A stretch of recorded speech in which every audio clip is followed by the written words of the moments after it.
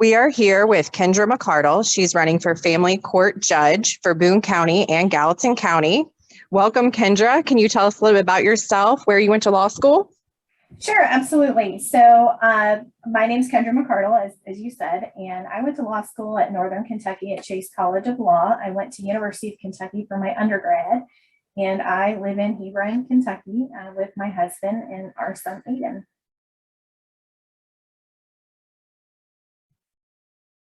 So what are your top 3 issues you want to address as family court judge?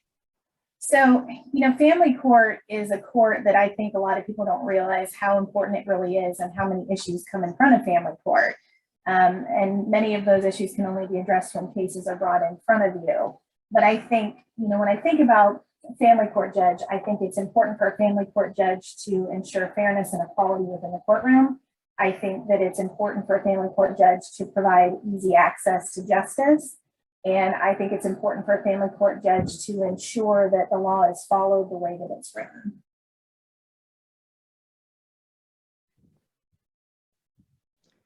So during the whole pandemic, there were a lot of cases that came through, probably, I don't know if you were subjected to a lot of them or some of them, where kids were involved in domestic violence, moms and dads were in domestic violence, there was sexual assault, abuse. How is that being addressed today? So I think that this was absolutely a very real issue that I saw within my private practice.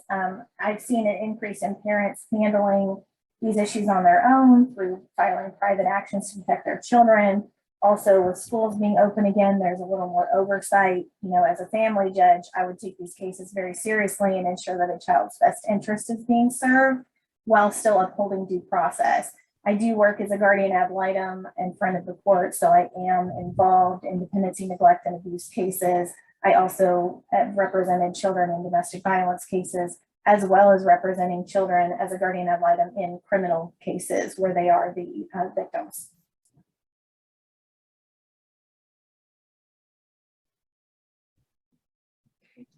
And how do you handle perjury in court? So there are court procedures such as criminal contempt, and there's other criminal charges wherein individuals who lie to the court face consequences. Kentucky laws don't allow for lying in court, and I think that there are safeguards in place against that. But I also think it's very important for a judge to listen carefully to all parties and treat everyone fairly. What are you seeing a lot of these days? What are most of the cases about? Sadly, we're still very much in the middle of the heroin, methamphetamine, and fentanyl epidemic. It's a huge problem within our community. It's affecting children. It's affecting families. We're seeing a lot of grandparents raising children, a lot of family members and friends raising children. And it's just really been devastating to our community. So are these individuals going to a rehab center? Is there a center that they typically go to get help? Well, in my experience, I can tell you what I've seen in my practice is, I always try to assist clients. And I think that, we have a lot of services in the community that try to wrap services around families and, help them to get the assistance that they need to get better. I just think that over my career, I've just seen these drug abuse issues increase exponentially. And obviously that is harmful to children, and a lot of them are, being raised by family members as a result of it. Are you seeing a lot of those people coming back?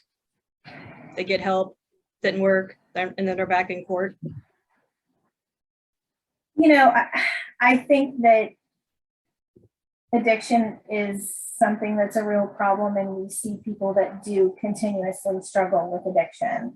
And it's, I've heard it said that, once somebody's an addict, they're always an addict, and they have to continually fight that addiction. And so I think it's difficult. And I think that we do see cases that are in and out of the court system, at all levels of the court system, with people who are struggling with addiction. Yeah. So do you see a lot of adoptions and fostering after these types of situations? Yes, I do a lot of adoption work in my practice. I've not seen recently like a huge uptick in it. I mean, I would say we have a pretty steady flow. I do a lot of adoption cases. I also work as a guardian ad litem in adoption cases. But I do know that I've seen, within our community postings where agencies are actively seeking new foster homes, having people, provide things for foster kids. So I think that it is a big part of our system, and doing adoption work is something that I value very highly and is very important to me, and that I really enjoy working with adopted families. So nowadays, I've heard that there's kind of a long line. If you're waiting to get a court date, you're going to be waiting a while. Is that true?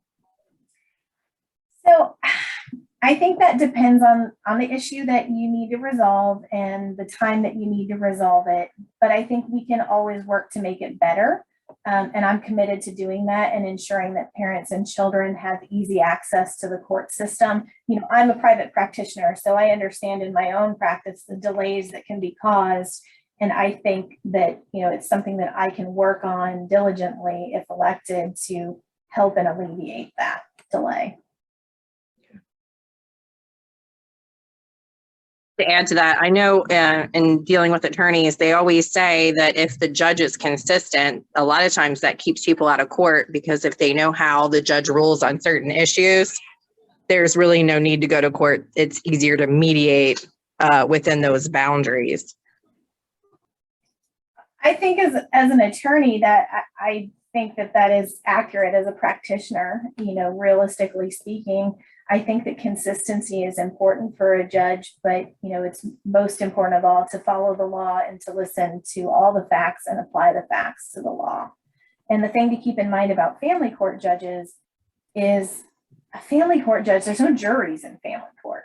Everything's decided by the judge. So it's really important who we have sitting in that seat and making those decisions. And it has to be somebody that's willing to listen, willing to be fair, to really evaluate everything and apply what they're hearing to the law that we've been given.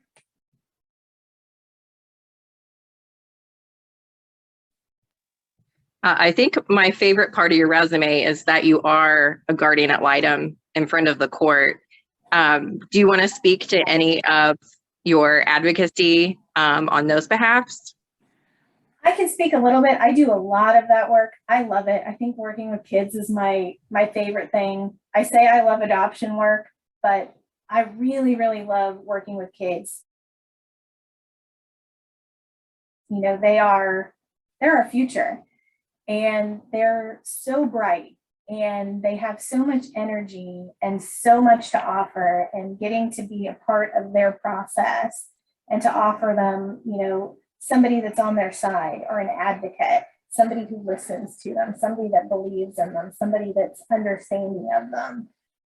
It's very meaningful to me, and that's meaningful to me as a mom as well. So I'm in my office. You can't probably see it, but I have like pictures around my office that kids have colored for me and things over time. And it's something I look at when things get difficult. And of course, my own son, I have pictures he's done. But it makes me smile to look at it. If I'm having a rough day, I can look and I can say, well, there's that picture that somebody colored for me, and it makes me feel good about what I'm doing and helps reinforce why I do the work that I do, because it is difficult work. Well, that's my favorite part of your resume and why I think you're the best candidate for family court judge. But is there anything you want to add as to why you would be the best candidate? So it's hard for me to talk about myself.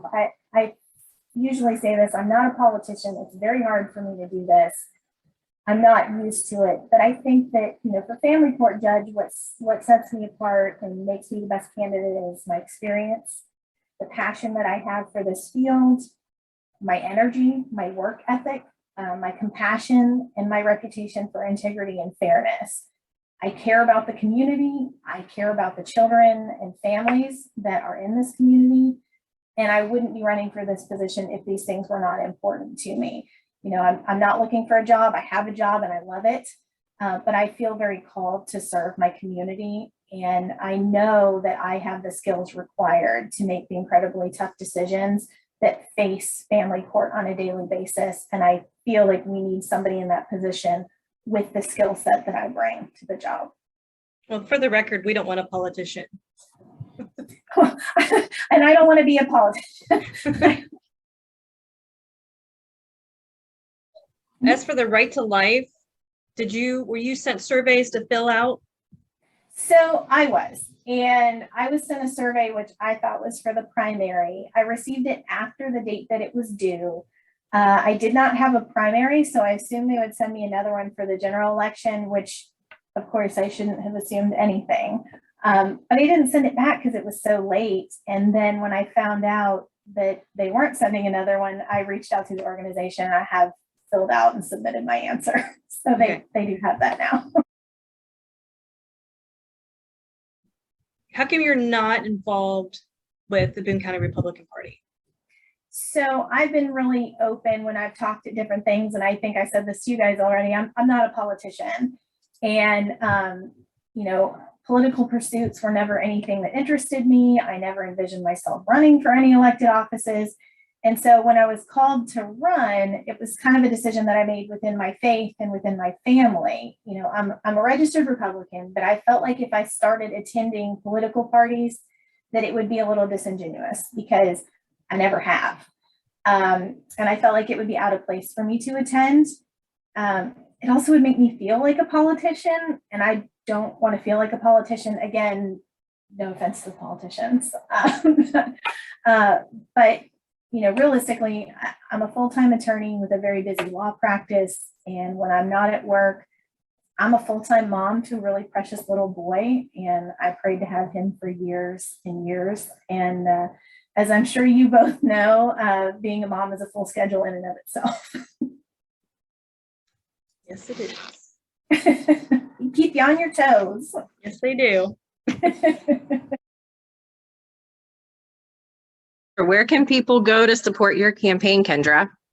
So we have a website. It's McCardleforjudge.com. So it's MCCARDLE forjudge.com. And we'd love to have you visit the website. And I'm really excited. And I hope to earn people's votes in November. It's something I'm really passionate about. I love this work, and I'm excited for what I can bring to the community as hopefully future family court judge. Can anybody follow you on social media? Yes, they can. Do you have any events that you're going to be speaking at, or events that people can meet you? Yes. So I am going out in the community, and I'm pretty much at any festival that you can think of. I will be there. I also have an event on July 21st at Brianza Gardens and Winery in Walton. So if people want to stop out there, I'll be out from 6 to 8 p.m. Looking forward to that event.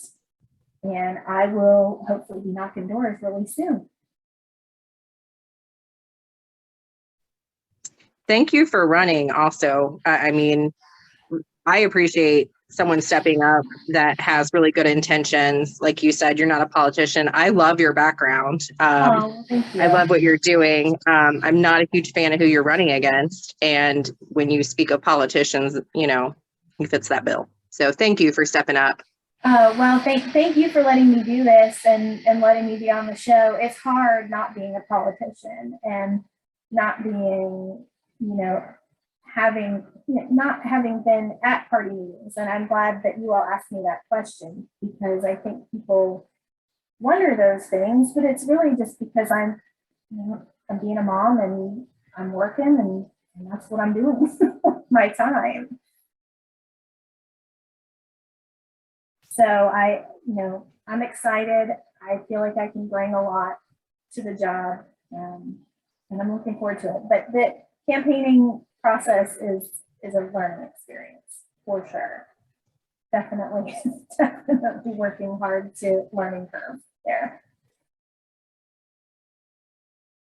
Do we want to talk about how we recommend not to vote straight party, because if you vote straight party, you're not included in that particular ticket? What I Yes, we can- should we should definitely cover that. I mean, what I can say about the race is it's a nonpartisan race. So if somebody is a straight ticket voter, they still have to go down and vote in my race. It's a lot of people don't know that. And, you know, quite frankly, before I went to law school and became a lawyer, I probably didn't know that or pay a lot of attention to it either, to be honest. But I think it's a really important point.